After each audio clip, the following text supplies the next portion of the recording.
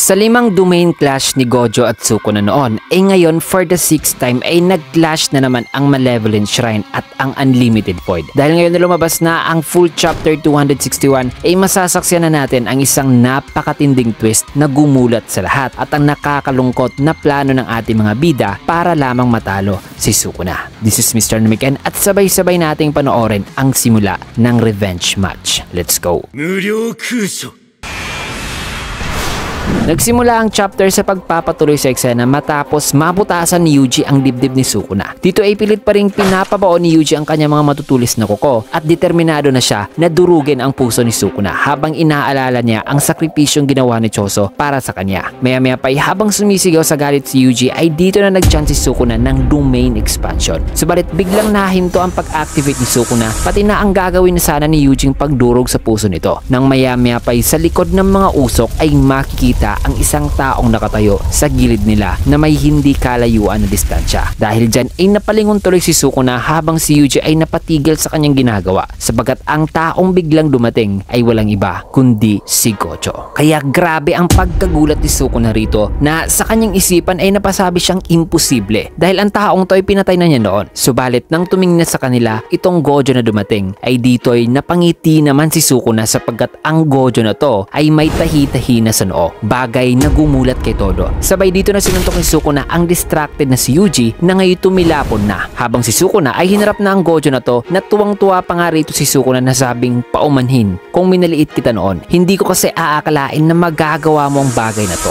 Yuta Okkotsu. And just like that ay inireveal na dito na ang nagbalik na si Gojo ay si Yuta Okkotsu pala na nasa loob ng ulo ni Gojo. Na dahil sa ginawang niya ni Yuta ay si Yuta lang ang ikatatlong sorcerer na tinawag ni Sukuna sa kanyang pangalan along with Gojo and Higuruma. Na ibig sabihin ay inacknowledge na ni Sukuna si Yuta bilang isang formidable opponent. Matapos ang nakakabiglang eksenang yan ay pinakita muna ang isang flashback na sa flashback na to ay makikita na nagtitipon-tipon ang ilang mga Jujutsu Tech sorcerers sa kanilang planong gagawin para talunin si Sukuna. Dito ay nagsalita si Yuta na wikang kung sakali mang lahat tayo ay matatalo ni Sukuna at wala na talaga tayong iba pang magagawa, ayos lang naman daw siguro na gawin na lang daw nila ang lahat ng kanilang gusto para manalo pa rin sa laban. Nasagot naman ni Maki na hindi raw pwede. Wika naman ni Hakari na pwede raw pero may kondisyon daw. Nasagot naman ni Panda sa sinabi ni Hakari na ang kondisyon ay kung mamamatay daw si Gojo. Kasi paliwanag pa ni Panda na tataas daw ang kanilang chances of winning kung ipapakain ni Yuta si Kenjaku kay Rika upang makopya ni Yuta ang curse technique nito na ang kakayahang makalipat sa ibang katawan. Na kung magagawa yan ni Yuta ay pwede raw ni Yutang i-take over ang katawan ni Gojo para gamitin ito upang labanan ulit si Sukuna. Yun ay kung mamamatay daw si Gojo sa laban. At sa kanilang pagtitipon-tipon dito ay mapapansin natin mga kaibigan na wala si Todo pati na si Yuji. So maaring hindi talaga nila alam ang planong to. Especially si Yuji na kinailangan nilang isikreto sa kanya ang kanilang plano para hindi ito mag-leak kay Sukuna unintentionally. Anyways, ayon naman dito ay Kusakabe na hindi ba raw pwede ni Yutang kopyahin na lang ang Limitless mula sa bangkay ni Gojo kung matatalo si Gojo ni Sukuna. Nasagot naman ni Shoko na hindi raw nagagamit ang Limitless Curse Technique kung wala ang 6 Eyes. Kung kaya't dagdag pang tanong ni Kusakabe na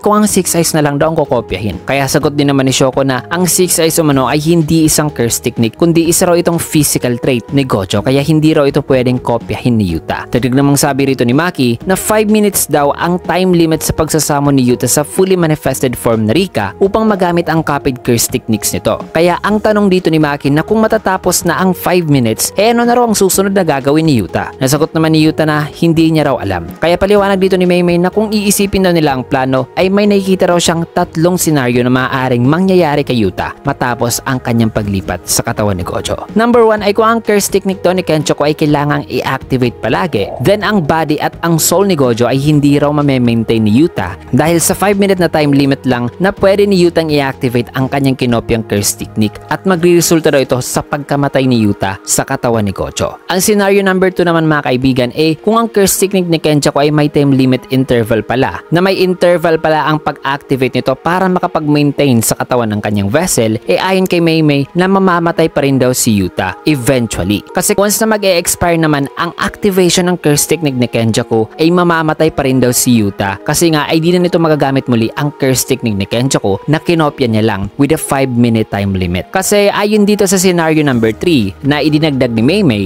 kung ang curse technique naman daw ni Kenjaku ay isang single use only o kumbaga once na nakalipat lumipat na si Kenjaku sa katawan ng isang vessel ay di na niya kailangan pang i-activate ang kanyang curse technique habang nasa loob para manatili sa katawan ng kanyang vessel, ay maaring kahit lumagpas pa raw sa 5-minute limit si Yuta, ay pwede pa rin daw niyang makontrol ang katawan ni Gojo at magamit ang limitless. However, kung mangyari man yan, ay maaring i-dispose na nila ang katawan ni Yuta at mananatili na lang daw si Yutang mamuhay sa katawan ni Gojo. At yan ang tatlong maaaring mangyayari kay Yuta kung iti-take over niya ang katawan ni Gojo. Na sa tatlong option o scenario na binanggit ni Maymay, ay mas mataas pa rin talaga ang risk na pwedeng mamatay si Yuta habang nasa katawan ni Gojo. Kaya sabi naman dito ni Yuta na hindi raw siya against sa planong to bilang ang kanila manong huling option. Napaliwanag pa ni Yuta na kahit hindi raw niya isasamon ang fully manifested form na Rika, ay nagamit pa rin naman daw niya ang kanyang mga copied curse technique sa loob ng kanyang domain expansion. Kaya ang kanyang unang gagawin ay lalabanan niya si Sukuna sa loob ng kanyang domain. Na kung di pa niya ito matatalo,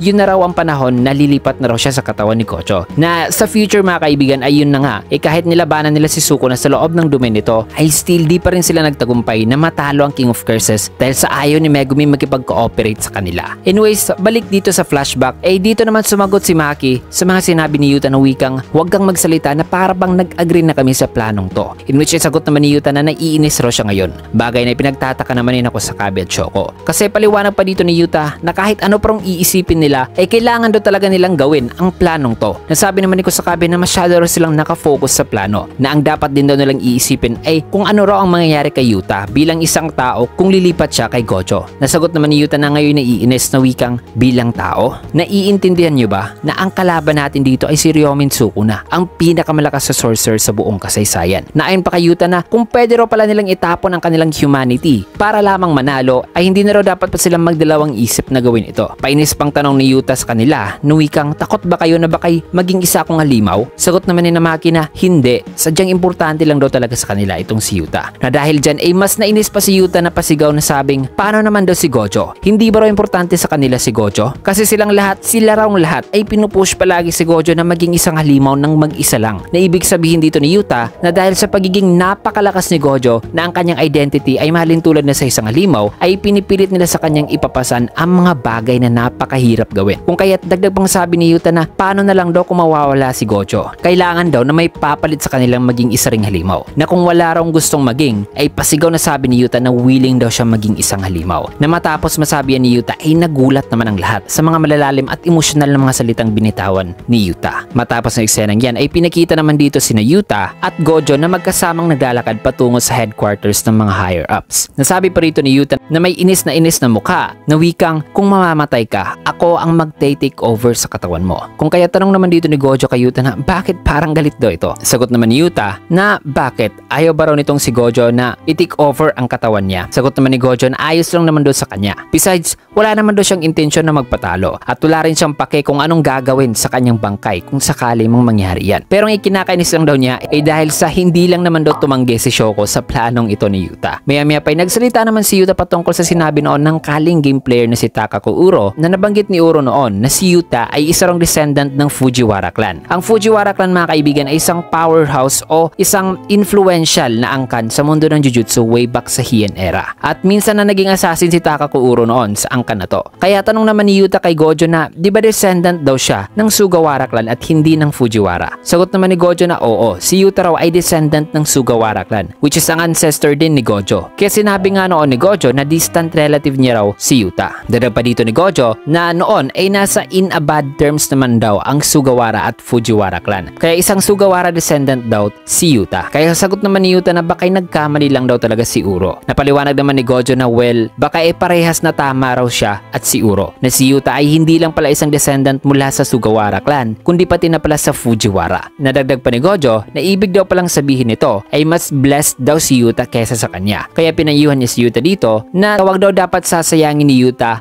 ang pagiging blessed at dapat ay iti-take advantage niya raw ito. Dagdag pa ni Gojo na kailangan daw simulan ni Yuta na ipa-improve ang kanyang curse energy control na noon pa niyang ipinapayo kay Yuta dahil napaka-slappy daw ni Yuta pagdating dito. Maya-maya pa sinabihan naman ni Gojo sina Yuta, Maki, Inumaki at Panda na umalis na raw dito. Pero hindi nag-agree rito ang apat. Kaya nagsalita naman dito si Gojo na kailangan na raw nilang umalis. Pero dahil bilang isang kapwa Jujutsu sorcerer ay wala raw siyang power na basta-basta basta na lamang na papaalisin itong sina Yuta. Pero ang gusto lang iwasan ni Gojo dito mga kaibigan ay hindi niya raw gustong ipakita sa kanila o sa kanyang mga estudyante ang kanyang bloody side. Lalo na't ngayon ay di niya raw alam kung tama ba raw ang kanyang gagawin. Dahil pa ni Gojo na kung sakali mang matalo raw siya ni Sukuna, kung mawawala na raw ang mga tao na nasa silid ngayon na kanyang papasukin, ang matandang si Principal Gakuganji raw ang magiging susunod na head ng Jujutsu Society. Na kung mangyari raw yan sa hinaharap, ang kaguluhang nangyari noon after sa Shibuya incident, gaya ng pagpatay kay Principal Yaga, tsak na di na raw talaga mangyayari pa kung si Principal Gakuganji ang mamumuno. Kung kaya tinapos ni Gojo ang kanyang salita habang papasok na sa silid na wikang, kaya umalis na kayo. Natugon naman ni Yuta na hindi, mananatili lang daw sila dito. Bagay na medyo ikinainis naman ni Gojo. Kaya sabi rito ni Yuta na wikang, wag na raw dapat pasanin ni Gojo nang mag-isa lang ang responsibilidad ng pagiging malakas o halimaw. Na matapos niyan ay pumasok na si Gojo na sa isipan nito ay imposible raw mangyari ang ipinayo ni Yuta sa kanya. Kasi magmula daw nung sa huling confrontation nila ni Geto noon, na sa time na yun ay sinunod talaga ni Geto ang kanyang gusto. Sa tingin ni Gojo ay napag-iwanan na raw siya ni Geto. In a sense na sa wakas ay nahanap na kasi ni Geto noon ang kanyang sarili at ang kanyang purpose. Whereas si Gojo ay hindi nagawang mabuhay bilang si Gojo Satoru lamang o bilang isang normal lang na sorcerer, kundi nabuhay si Gojo bilang ang pinakamalakas na inihalin tulad na sa isang halimaw. So parang may borderline si Gojo at sa humanity. Matapos na eksenang yan na ang moments bago ang pag-ubos ni Gojo sa mga higher-ups, ay ipinakita naman ang eksena na kung saan ay i-demonstrate ni Rin Amay ang kanyang curse technique sa pamamagitan ng paggawa ng masabi nating pudding. Nasabi rito ni Amay na hindi raw niya maintindihan talaga kung ano ang kanyang curse technique, pero para daw itong nagbibigay sa kanya ng kakayahang makapag-amplify o makapag-increase ng kanyang sugar sa kanyang katawan at mamanifest ito in some way. Na maya-maya pa may kita na tinikman naman ni Yuji ang pudding na ginawa ni Amay na ikinasurpresa naman ni Aratanita. Matapos niyan ay tinanong naman ni Shoko si Amay na sa tingin ba raw ni Amay na pwede raw nitong i-transfer ang kanyang sugar na napuproduce sa ibang tao. Nasagot naman ni Amay na oo, sa tingin niya ay kaya niya. Kaya dito na inassign ni Shoko si Amay sa medical team kasama si Aratanita para si Amay na raw ang magsusupplement ng sugar sa utak ng sorcerer during the curse technique activation. So nagkukonsume nga pala talaga ng sugar ang utak ng sorcerer habang ini-activate nito ang kanyang curse technique. Kung kaya't isa na si Gojo sa laging kumakain ng matatamis para ma-stimulate palagi ang utak nito habang mini-maintain 24/7 ang kanyang curse technique na infinity. Kaya dagdag pa ni Shoko na kailangan lang daw ni Amay na mag-ingat kasi parang wala rin daw silbi ang pagsusupply niya ng sugar kung sobra-sobra naman daw ito to the point na mahihimatay na ang sorcerer na kanyang binibigyan ng sugar. Matapos yan ay habang tuwang-tuwa pa rito si Amay na inassign siya ni Shoko sa medical team, ay balik sa medyo present time ay may kita na sira ngayon ang mukha ni Amay nang makikita ang katawan ni Yuta na nahati mula sa dismantle noon ni Sukuna at nasa lubang kondisyon na talaga si Yuta na kahit ang curse technique ni Aratanita na nagpapapigil lang naman sa paglala ng mga sugat o injuries ay wala na raw silbi sa kalagayang to ni Yuta na at this point ay dahil nagaya raw si Yuta kay Gojo na nahati rin ang katawan ay di na rin daw kaya ni Yutang ihil ang kanyang sarili gamit ang reverse curse technique. So with this info ay maaaring ang dahilan kung bakit di na sila makakapag-perform pa ng reverse curse technique kahit na hindi naman naapektuhan ang kanilang utak o naputol ang kanilang ulo ay dahil mismo sa ang curse energy ay nagmumula kasi sa tiyan ng sorcerer. At sa kalagayang to ay parang na-cut off na ang source ng curse energy upang makapag-perform sila ng reverse curse technique dahil naputol nga ang kanilang tiyan mga kaibigan na para bang kahit gaano pa kabago ang isang appliances kung wala namang kuryente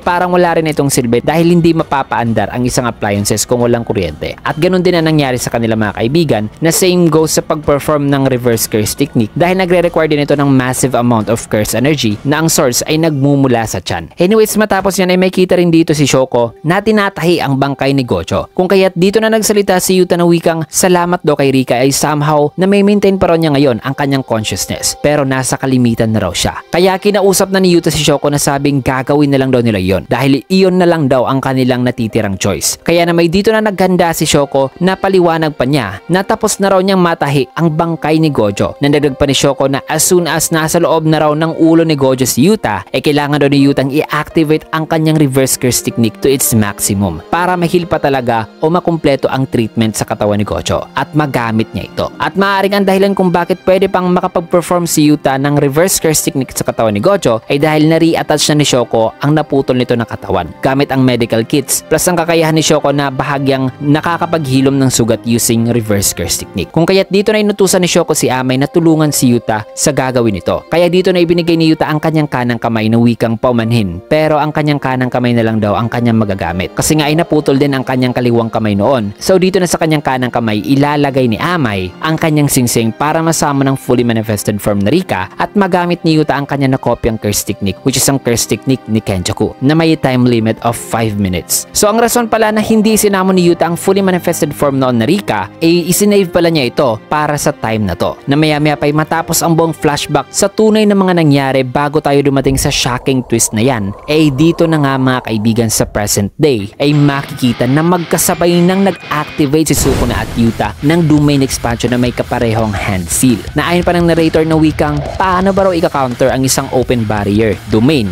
ni Sukuna? Ang sagot ay malalaman daw sa mga kamay ni Gojo na ngayon nag-activate na ng domain expansion at syempre with Yuta na nasa ulo nito. So somewhat ay bago namatay si Gojo noon ay nakakita na pala siya ng solusyon laban sa barrierless domain expansion ni Sukuna. Na matapos niyan ay once again for the 6th time ay muling nag-clash ang Malevolent Shrine at ang Unlimited Void na isang napakaangas na domain clash mula sa pinakamalakas na mga sorcerer, with an editor's note na nagsasabing the revenge match begins. So dito na ibubuhos ni Yuta ang lahat-lahat sa loob ng limited time mga kaibigan. Ang tanong ay magtatagumpay kaya sila sa kanilang huling tsansa para matalo si Sukuna o may mangyayaring di nila inaasahan? At ano na kaya ang nangyayari ngayon kina Hakarit Uruume na hanggang ngayon ay di pa ipinapakita ang kasalukuyang sitwasyon ng kanilang laban? Yan at marami pang iba ang ating matutunghayan sa next chapter at sadly break po ang JJK next week. So by June 6 pa po ang new spoilers. Pero wag kayo mag-alala dahil sa 2 linggong walang JJK chapter ay mag-upload pa rin naman tayo ng mga theories, prediction video, analysis at marami pang ibang JJK videos. Kaya naman kung nagustuhan ng ating video, can I get a like, comment, follow, subscribe na rin for more videos like this. Pero bago mo natin tatapusin ng video